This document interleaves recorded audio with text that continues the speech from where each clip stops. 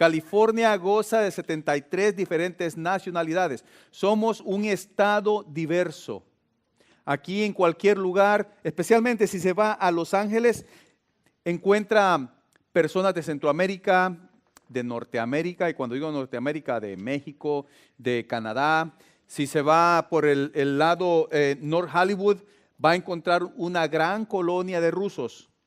Ahí va a encontrar rusos, va a encontrar tailandeses, va a encontrar judíos. Por todos lados que usted vaya, especialmente por el sur de California, usted va a encontrar diversidad. Y es algo bonito, porque este país, este estado, comprende unos 40 millones de habitantes y aquí usted puede encontrar personas de diferente cultura, de diferente lenguaje, de diferente textura, si lo puede llamar así. Hay diferentes etnias, diferentes religiones, diferentes trasfondos. Y todo esto lo hace un estado muy, pero muy especial. Y cada una de estas personas vive y actúa de una forma que para otros puede ser extraña. Es algo interesante cómo usted puede encontrar personas que pertenecen a diferentes grupos y actúan de una forma muy, pero muy lejana a cómo nosotros actuamos, cómo nosotros nos comportamos. Y la verdad es que la diversidad es algo típico, pero también es algo extraño entre nosotros. Muy, muy, muy raro eso. Usted puede identificar también a las personas en su nacionalidad por la forma en que se visten, por la tez que tiene, por el color de su piel, por la vestimenta que utiliza y por los rasgos faciales y también muchas veces por las costumbres. Y si usted tiene ya varios años de vivir aquí en el sur de California, estará acostumbrado a esta diversidad. Algo interesante que le sucede al ser humano también es cuando vive dentro de una cultura predominante. Si usted viene de otra cultura diferente, más que seguro será de que usted se va a adaptar a esa cultura. Por ejemplo, aquí en el sur de California hay predominantemente mexicanos. La mayoría de las personas que viven aquí en el sur de California son mexicanos. Así que todos los latinoamericanos que venimos a vivir aquí al sur de California, nos vamos a adaptar en cierta forma a esta cultura. Y voy a dar un ejemplo. Yo me crecí pensando de que solo aquellos que estaban mal de la cabeza podían comer picante. Yo solo miraba los jalapeños en vinagre y ya sentía yo que la boca se me quemaba. Pero ¿qué creen? Viviendo aquí, ya casi 31 años, ya comer una salsa picante ya no es nada extraño para mí. Es más, mi esposa dice, me hace falta la salsa. Amén, ¿verdad, hermanos? Qué bien. Sí, ahora aquí usted va a escuchar ciertas frases que son naturales de un mexicano, pero aquel que es de Centroamérica, de Sudamérica, las va a entender, se va a poder comunicar.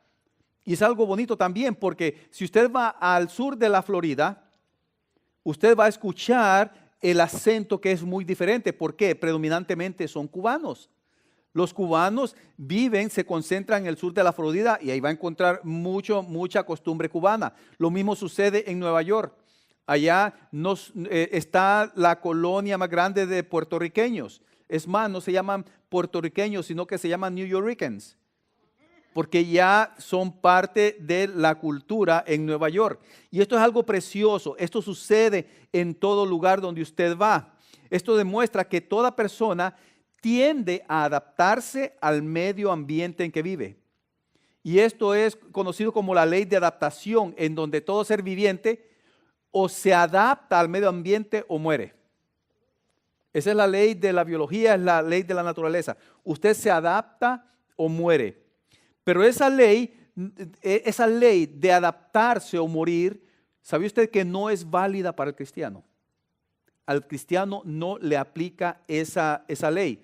¿Por qué? Porque una vez que usted ha recibido una nueva identidad en Cristo, usted ya no necesita vivir en ese medio ambiente, de adaptarse a ese medio ambiente, porque usted ahora tiene una nueva identidad, tiene una nueva naturaleza, y esta naturaleza es espiritual, esta naturaleza es santa, esta naturaleza es viva, esta naturaleza está contraria y alejada de este mundo. Así que esa ley de la naturaleza, que usted se adapta o muere, para el cristiano no aplica. Porque esta naturaleza de este mundo es carnal, es pecaminosa. Y lo más triste, es una naturaleza de muerte. Así que aunque estemos viviendo en este mundo lleno de diversas tradiciones, de culturas, de idiomas, nuestra conducta como cristianos es extraña para este mundo. No es ya natural para este mundo. Y sabe usted que esa nueva cultura, esa nueva naturaleza que vive en usted, que es de usted, provoca persecución y rechazo en los que están alrededor nuestro. Usted como cristiano va a sentir el rechazo, va a sentir persecución. Y muchos de ustedes pueden estar de acuerdo conmigo porque ya lo han experimentado. Y ese es el mensaje que estamos viendo esta mañana. Es el mensaje que el apóstol Pedro está comunicando en este capítulo a todos aquellos cristianos que están siendo perseguidos, que están en este mundo, pero que ya no pertenecen a este mundo. Vivimos en este mundo diferente a nuestra nueva identidad, que ha sido transformada por el sacrificio de Cristo Jesús en la cruz. Y esta nueva naturaleza está llena de persecución y sufrimiento. Está llena de rechazos y luchas. Pero ¿sabe una cosa? El Señor nos ha dado las armas para vivir en medio de este mundo de pecado, para que vivamos completamente en santidad, imitando el ejemplo de nuestro Señor Jesucristo. Ya sea al margen de que el mundo nos considere a nosotros locos, que nos considere extraños, que nos considere raros. Les voy a pedir que busquen en 1 Pedro capítulo 4. 1 Pedro, la primera epístola del apóstol Pedro, capítulo 4. Y vamos a ver la extraña conducta de los cristianos esta mañana. La extraña conducta de los cristianos. 1 Pedro capítulo 4, versículos del 1 al 6. Dice así la palabra del Señor: puesto que Cristo ha padecido por nosotros en la carne, vosotros también armaos del mismo pensamiento, pues quien ha padecido en la carne terminó con el pecado, para no vivir el tiempo que resta en la carne conforme a las concupiscencias de los hombres, sino conforme a la voluntad de Dios. Baste ya el tiempo pasado para haber hecho lo que agrada a los gentiles, andando en lascivias, concupiscencias, embriagueces, orgías, disipación y abominables idolatrías. A estos les parece cosa extraña que vosotros no corráis con ellos en el mismo desenfreno de disolución y os ultrajan.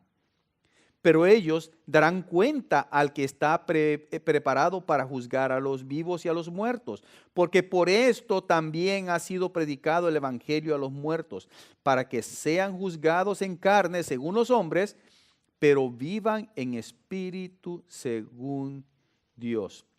Oremos, hermanos. Dios amantísimo, Padre eterno, gracias, Señor, por este día. Gracias, Señor, por darnos el privilegio, el gozo, Señor, de servirte, de unirnos como tu cuerpo, Padre celestial, y darte honra y gloria y compartir tu palabra, Señor. Ahora pedimos, Padre, que tu Espíritu Santo nos dé crecimiento a través de su palabra. Que podamos, Señor, experimentar, extraer la enseñanza perfecta e inerrante de tu palabra, Padre. En Cristo Jesús te lo pedimos, Señor bendito. Amén. Este pasaje, esta es la continuación del tema que habíamos tocado la semana pasada, que expone el capítulo 3 acerca del sufrimiento de cada cristiano, de que todo cristiano vive y sufre persecución. Y esta persecución y este sufrimiento, el causante de esto es Jesucristo. porque una vez que usted vive en Cristo, usted se vuelve enemigo del mundo. Y ese sufrimiento puede muchas veces desanimarnos, nos puede hacernos volver y adaptarnos al mundo de pecado que nos rodea. Eso es lo que sucede cuando uno es perseguido, cuando uno es ultrajado, cuando uno es rechazado. Uno siente ese desánimo, ese sufrimiento nos hace querer volver a la vida que antes teníamos en orden para que nosotros podamos encajar. Recuerde que la naturaleza humana es adaptarse o morir. Pero todo cristiano debe tener un comportamiento muy distinto a este mundo. Y usted se puede preguntar, bueno, ¿cómo debe ser mi comportamiento? Hay muchas enseñanzas que dicen, bueno, usted debe de portarse así, usted debe de vestirse de esta forma o de otra forma. Usted debe de andar como aquellas personas que visten de una forma puritana. Los hombres deben de andar con el pelo bien recortadito, que las mujeres tienen que andar con el vestido hasta el tobillo, con las mangas hasta la muñeca, con el cuello del vestido hasta que esté tocando casi ya lo que son las orejas. Puede ser eso. Para los hombres deben de vestirse con corbata y manga larga cada vez que vienen a la iglesia. Puede ser esto, pero ¿sabe una cosa? Eso no es lo que rige verdaderamente el comportamiento de un cristiano. Es en su corazón. Es lo que vive usted, lo que practica. Es la voluntad que usted hace de Dios. Por eso, Cristo Jesús, escuche bien esto, Cristo Jesús sufrió para hacer la voluntad de Dios. Y nuestro comportamiento debe ser exactamente al igual de Jesús. Esto es lo que responde a la pregunta, ¿cómo debe ser mi comportamiento? Primero, que Cristo sufrió para hacer la voluntad de Dios y nuestro comportamiento debe ser exactamente igual al de Jesús. Vea lo que dice el versículo primero, puesto que Cristo ha padecido por nosotros en la carne, vosotros también armaos del mismo pensamiento, pues quien ha padecido en la carne terminó con el pecado. Todo cristiano ha sido llamado para hacer la voluntad divina en respuesta a la esperanza que vivimos. Todo cristiano hemos sido llamados a eso, para vivir esa voluntad divina. Nos encontramos con la necesidad de dejar la antigua naturaleza de vida pecaminosa que nosotros habíamos vivido. Estamos llamados a eso. Es una necesidad en cada cristiano de vivir ese tipo de vida. Aún para nuestro Señor, escuche bien, usted puede pensar, bueno, eso es difícil. Está bien difícil porque tenemos la tentación de vivir en un mundo de que siempre nos llama, nos jala, nos tienta, nos envuelve para que nosotros pequemos. Pero a pesar del padecimiento que el Señor Jesucristo vivió, Él hizo la voluntad del Señor. Él hizo la voluntad del Señor. Vea lo que dice Juan 3:38, lo tenemos en la pantalla. Juan 3:38 dice, porque he descendido del cielo no para hacer mi voluntad, sino la voluntad del que me envió. Para eso vino el Señor, para hacer su voluntad. Cristo Jesús sufrió para hacer la voluntad de Dios y nuestro comportamiento debe ser exactamente igual al de Jesús. Eso debe hacernos recapacitar en cómo vivimos nuestra vida diaria. Cada aspecto de nuestra vida debe de reflejar la voluntad de nuestro Señor. Sí, a pesar de este medio ambiente en que vivimos, a pesar de este pecado que nos rodea, el ejemplo de Jesús a través de su sacrificio nos enseña que no debemos satisfacer los deseos de nuestros cuerpos. Necesitamos armarnos del mismo pensamiento del Señor. Ahora, ¿qué implica ese mismo pensamiento del Señor? Está la oración, está el estudio de la palabra, está la comunión con la iglesia, la comunión con el cuerpo de Cristo, hermanos. Está también el servirnos entre nosotros mismos a los hermanos y hacer discípulos a todos los que están alrededor nuestro. Esas son acciones indispensables para hacer la voluntad de Dios, para armarnos del mismo pensamiento del Señor Jesucristo. Todo eso es contradictorio a la carne. todo eso es contradicción a la carne, a los deseos de nuestro cuerpo. Y muchos cristianos cometen el error de no razonar profundamente esta verdad. Muchas veces solamente toman esta verdad, este mandamiento, como un solo pensamiento, tomarlo como un sentimiento, como una idea, como una emoción, y no se dan cuenta que las emociones, que los sentimientos pueden engañarnos. Nos engañan. En el siglo XVII fue el siglo cuando se le llama el siglo, la era de la luz, la era de la iluminación. Y es cuando muchos filósofos sacaron esas ideas de que la realidad está dependiente de cómo nosotros la percibimos. De que en realidad como nosotros vemos las cosas no es realmente como es. Y en cierto modo tiene lógica, porque no es en realidad como nosotros percibimos las cosas, sino que como Dios las percibe, como Dios las tiene. Por eso Pedro nos amonesta, escuche bien, vosotros también armaos del mismo pensamiento. ¿Pero el mismo pensamiento de quién? De Cristo Jesús. Y armarse es un término militar que significa ponerse una armadura. Usted ha escuchado cuando dos países entran en conflicto, se preparan para la guerra y ¿qué dice? Estos ya se armaron hasta los dientes, dice.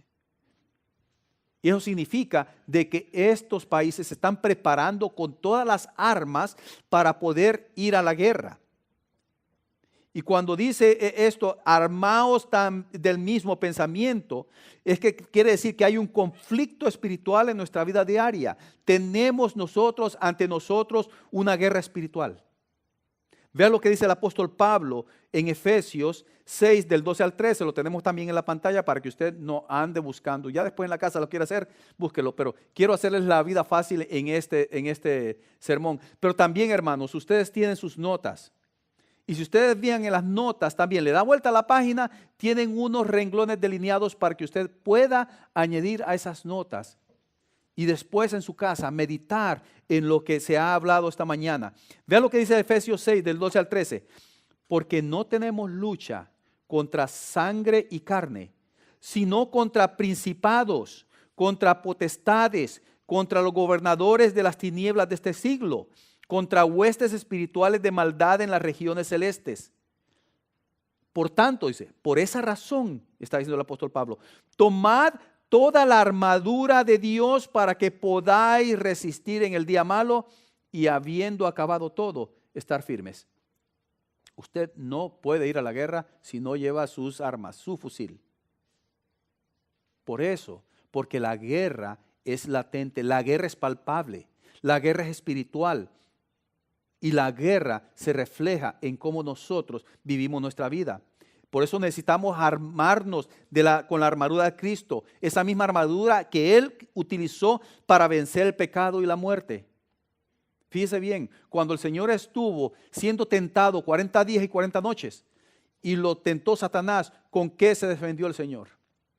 No se defendió con filosofía, no se defendió con sus ángeles, no le dio una buena trompeada a Satanás, no le hizo eso. ¿Qué? Se defendió con la palabra, la misma palabra del Señor. Él fue que le contestó, le debatió todas las tentaciones que él tuvo. Se puede imaginar que el Señor Jesucristo no hubiera conocido su propia palabra. ¿Cómo se hubiera defendido él de los ataques de Satanás?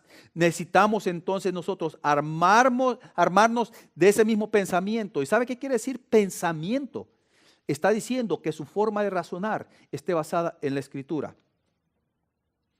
Y eso nos debe y nos identifica con Cristo Jesús, pues demuestra que al igual que Él, hemos muerto a la carne. Usted y yo hemos muerto a la carne de la misma forma que Cristo murió. Esto nos indica también que el sacrificio que Jesús hizo lo que nosotros nunca, jamás, eternamente jamás podíamos hacer. Y eso es vencer el pecado. Y vencerlo no solamente en esos 40 días y 40 noches, sino que en la cruz vencer el pecado de una vez y para siempre. El Señor lo venció por un solo sacrificio venció todo el pecado eternamente y para siempre. Solo Jesús tiene ese poder. Él terminó con ese pecado, terminó con la muerte.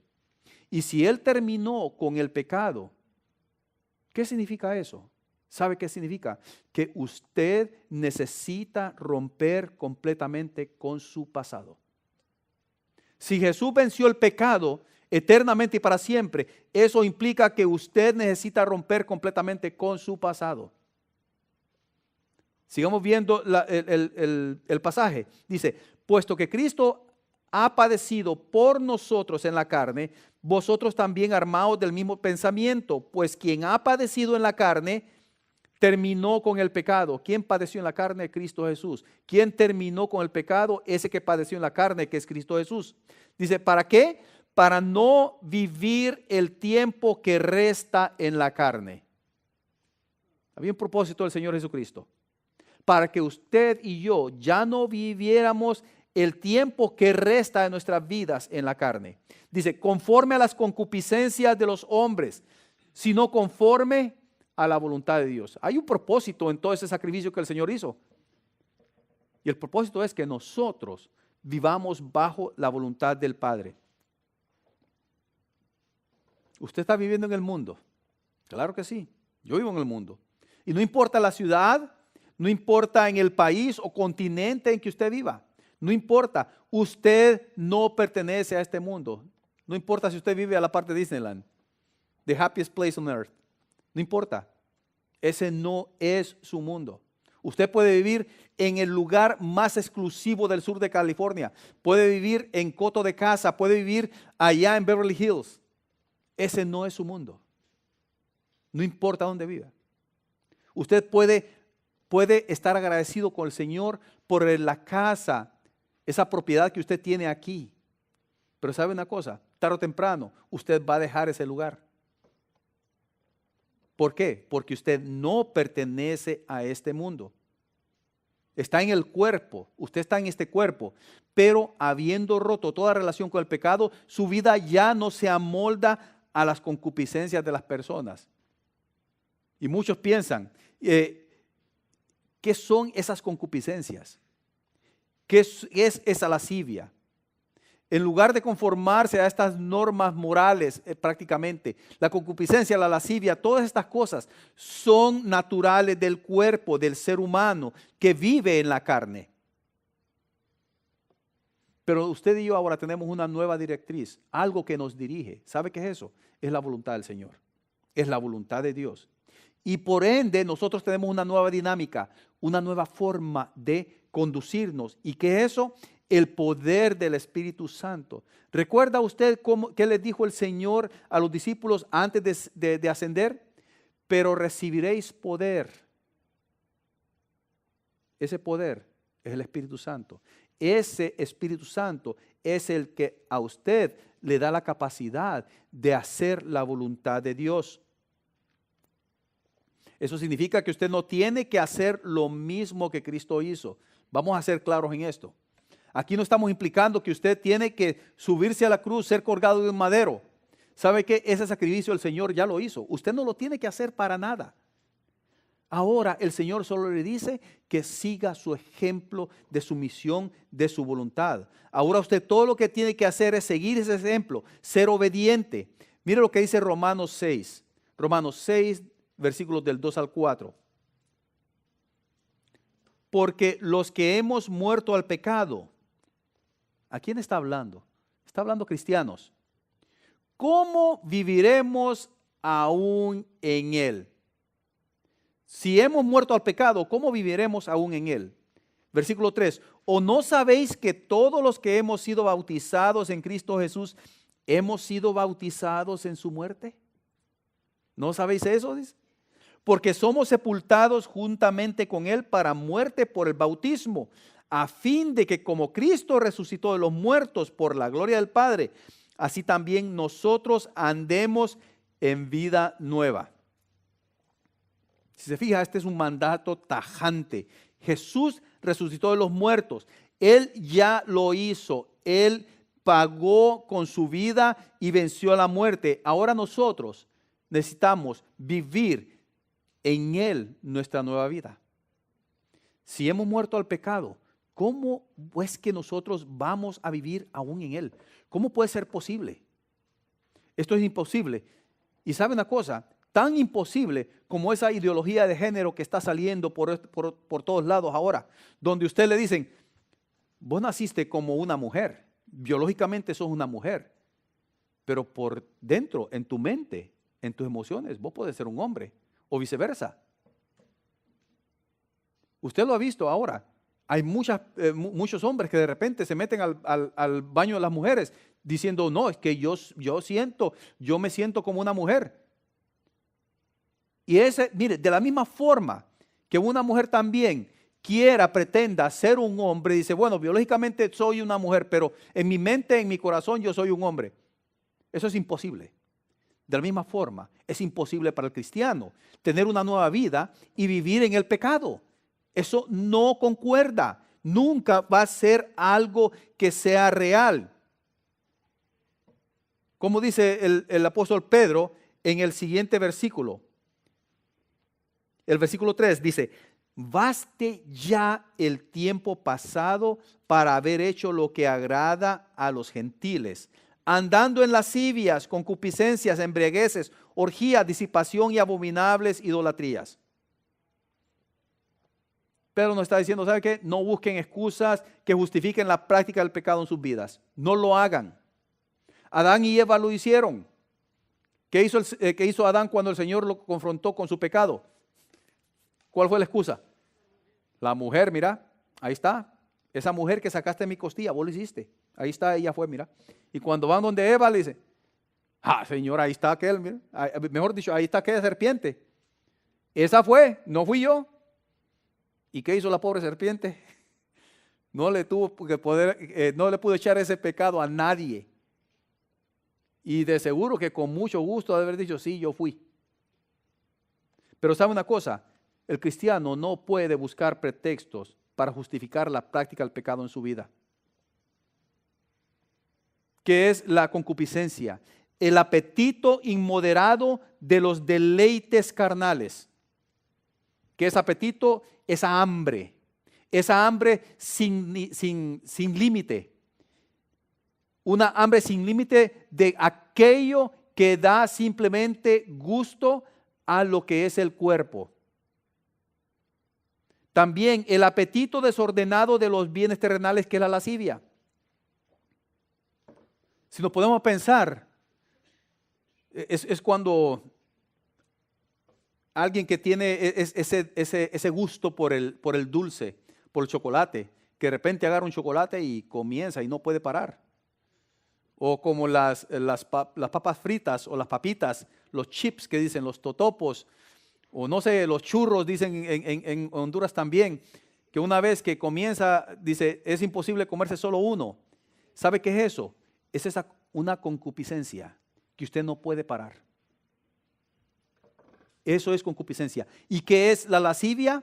La lascivia es aquel apetito desordenado de los bienes terrenales.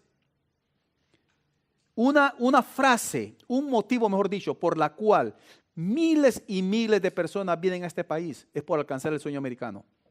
Voy a ir a trabajar, me voy a ir por 1 año, 2 años, 3 años y le voy a dar como burro.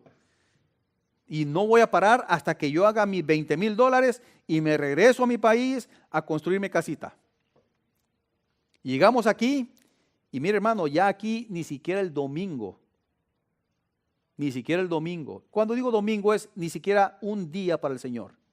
Ni siquiera un día para el Señor dejamos. Y trabajamos día y noche. Día y noche. ¿Por qué? Porque tenemos en la mente querer alcanzar ese sueño. Y lo alcanzamos. Pero una vez que usted alcance ese sueño, ya le queda un vacío. Ya alcanzó lo que quería. Queda un vacío todavía y quiere volverlo a llenar. Y sigue, eso es una lascivia. El querer tener todo lo mejor y trabajar por todo lo mejor. Y no estoy diciendo que el trabajo es malo, al contrario. El trabajo es una bendición del Señor. Pero tener un apetito desordenado de los bienes terrenales, eso es pecado. el uso del alcohol que conduce a la borrachera, que es el embriaguez. Eso es pecado.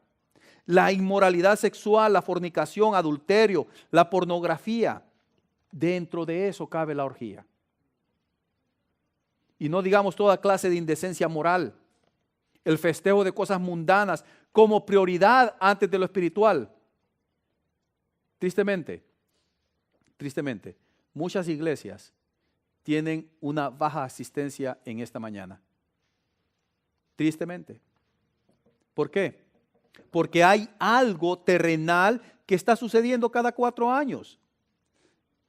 Y eso llega a tener un puesto, hermanos. Un puesto más arriba que lo espiritual. Y usted puede decirme, ay pastor, si es cada 4 años, hombre, ¿quién se va a ir al infierno por faltar un domingo por ver el partido México-Alemania? Qué bueno que aquí ya no tenemos mexicanos, sino que tenemos cristianos. Amén. Amén, hermanos. Y qué bueno que no tenemos ningún alemán aquí. No estoy diciendo que eso es pecado, no. Pero cuando nuestra pasión por algo terrenal es mayor que la pasión que debe de haber por nuestro Señor y Salvador Jesucristo, hay un problema.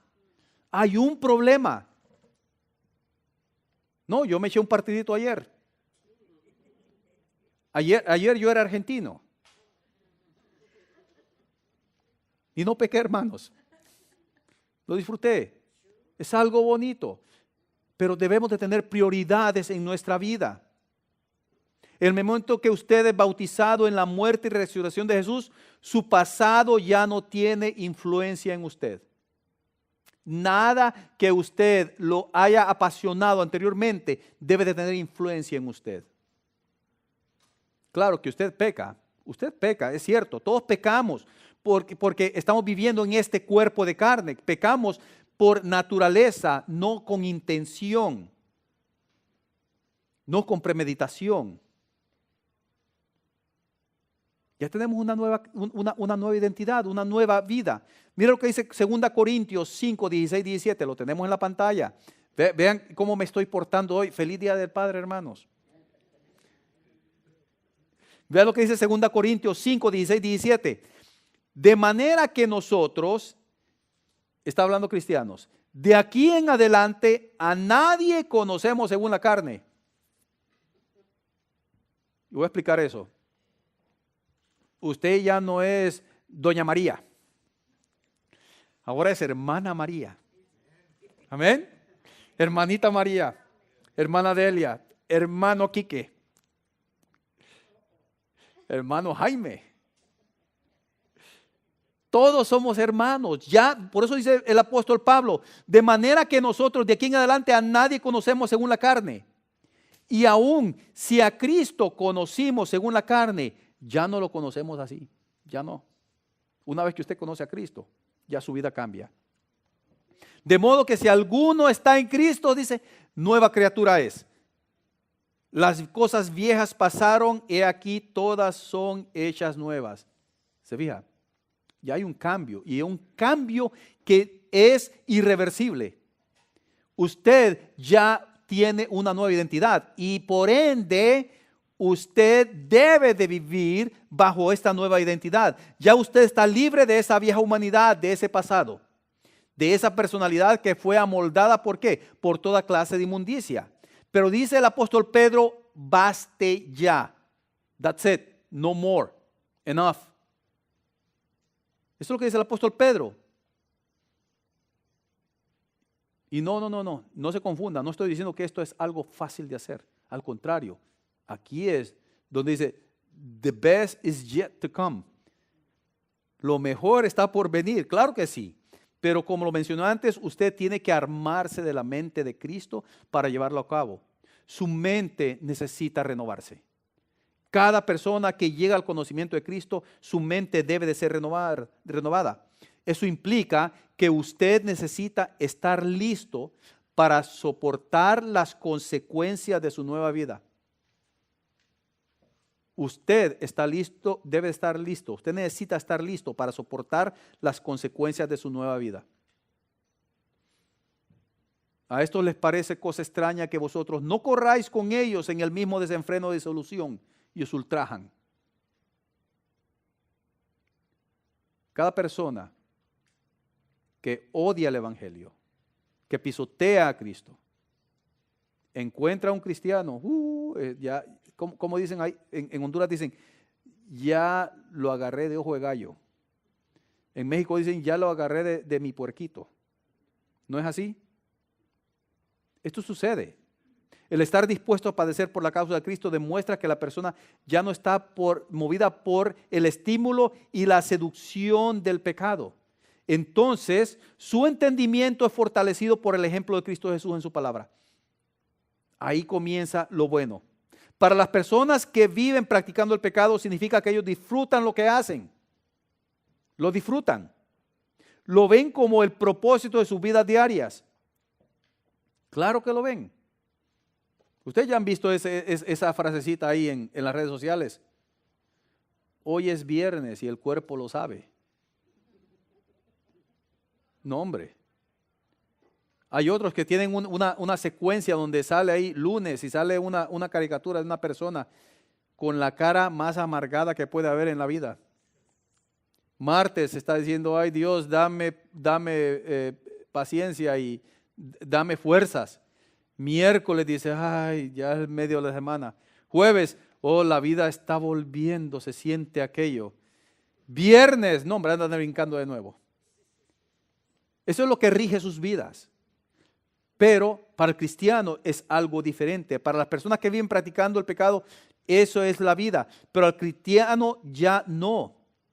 Y cuando ven a un cristiano que vive de una forma diferente, se sienten confundidos, ven nuestra conducta realmente extraña. Este tipo sí que está loco, dicen. Mira aquel cantando, vos, ¿y qué anda cantando? Dice. What are you singing? Oh yeah, those boring songs. Yep, I know. You're lost. You're a lost case. Es lo que dicen de uno. No lo pueden entender. Yeah, I just don't get it. What's so appealing of being Sunday morning at church? ¿Qué es eso? I just don't get it. Man, I could be watching the game right now. Ooh. Yep. You're so dumb being at church 9:15 in the morning while you can be relaxing in your couch, watching the game. Pero no, el cristiano está llamado a otra cosa. Y estas personas sienten un desprecio por el cristiano porque se sienten rechazados. Lo mismo sucede para la persona que tiene una adicción. Y se los puedo decir, yo crecí en medio de compañeros de high school que utilizaban la droga, que bebían. Estos bebían aguardiente directo, no lo mezclaban con nada. Y cuando estábamos reunidos en el colegio y se ponían todos, oiga bien, llegaban el alcohol al colegio y se ponían a beber y me daban la botella. No. ¿Para qué? Miren, eso era que se empezaban a burlar, me maltrataban. ¿Qué no decían? Yo recuerdo que una vez me dijo uno, o le jalás al puro de marihuana o te doy una buena arrastrada. Sí. Cuando alguien ama el pecado y ve que otra persona odia el pecado, esa persona se vuelve enemigo de ellos.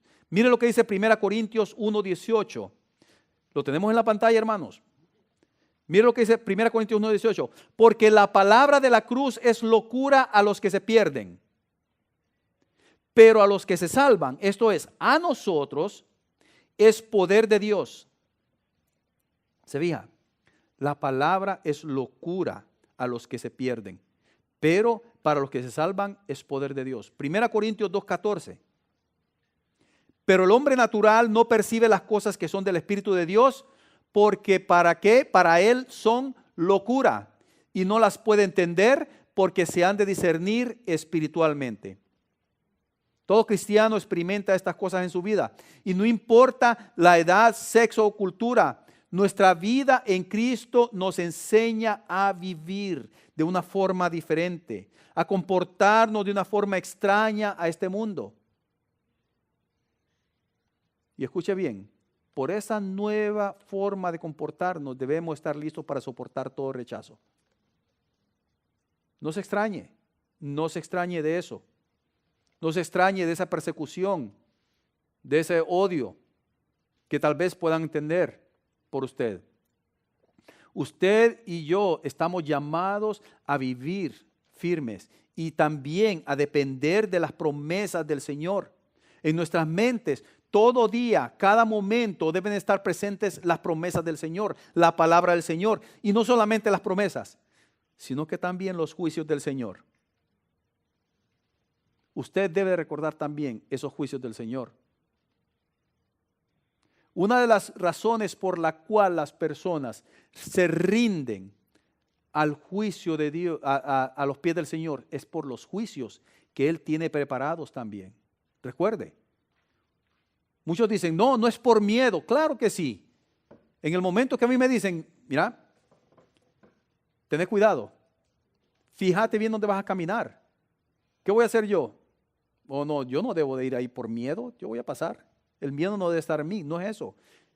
De la misma forma, el juicio de Dios tiene que tener un impacto en nuestras vidas. Usted necesita vivir conscientemente del juicio de Dios. Vea lo que dice el versículo 5. Pero ellos, aquellas personas que rechazan a Cristo, que persiguen, que ultrajan al cristiano, dice, pero ellos darán cuenta al que está preparado para juzgar a los vivos y a los muertos. Porque por eso también ha sido predicado el evangelio a los muertos.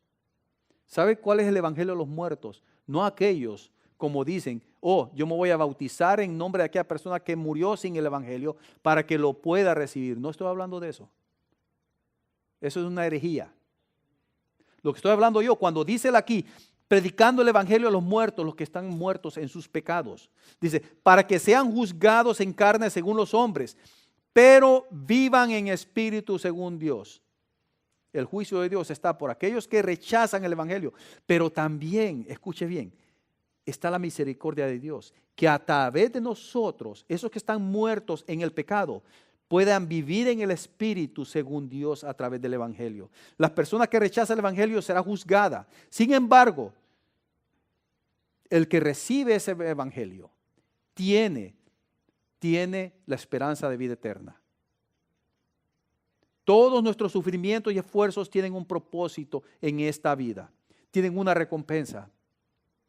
Toda ruptura con el pecado, toda separación del pecado, todo padecimiento por la causa de Cristo tiene un propósito. ¿Y sabe cuál es ese propósito? La salvación de aquellos que están muertos en sus pecados. Cuando usted se separa del pecado, da testimonio del poder de Cristo. Cuando usted sufre, da testimonio de fidelidad a Cristo.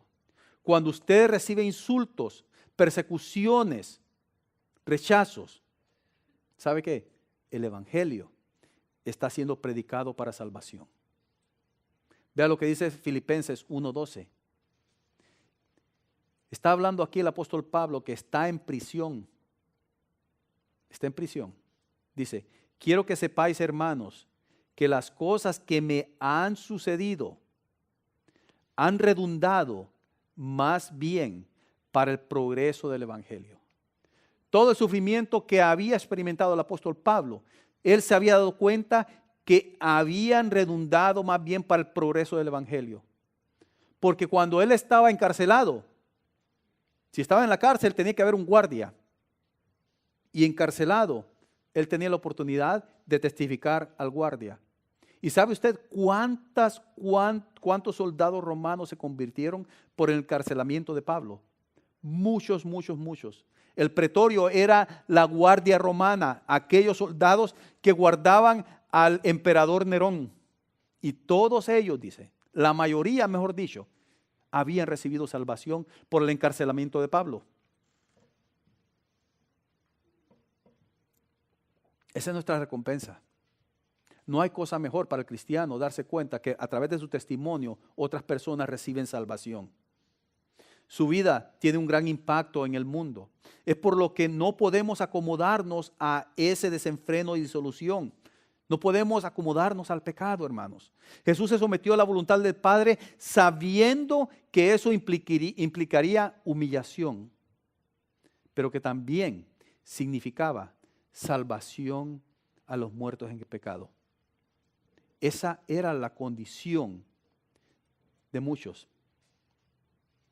Esa era mi condición. A pesar de que era un niño, a pesar de que no practicaba ciertos pecados, yo estaba muerto en esos pecados. Porque el mismo David dice que en pecado él fue concebido. La persona, el ser humano, no ha nacido y ya es pecador. Porque es concebido por un pecador, por dos pecadores. Hoy es el día, entonces, escuche bien esto.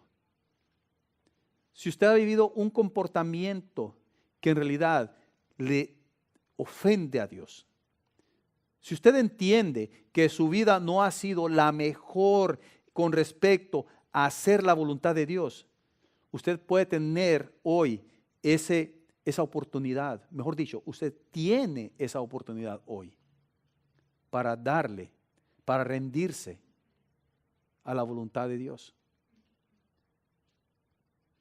Y vamos a decir esto, de que no es simplemente decirle al Señor, yo creo en ti. I believe you are God. That's not enough. You have to recognize that you're a sinner. You have to admit that you have sinned against God.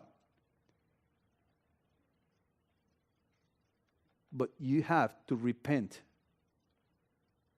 You have to repent from your sin.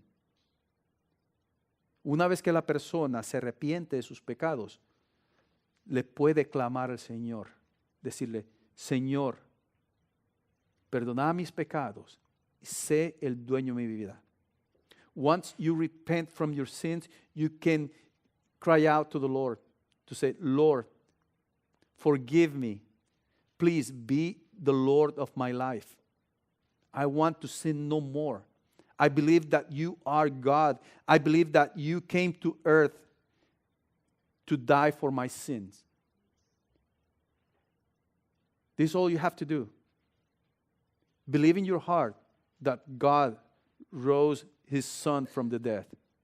That through his death and resurrection, he gave you eternal life. All you have to do is recognize that you're a sinner, repent from your sins, and cry out to the Lord. And he won't say no to your cry. El Señor nunca le va a decir no al pecador que se arrepiente. Oremos.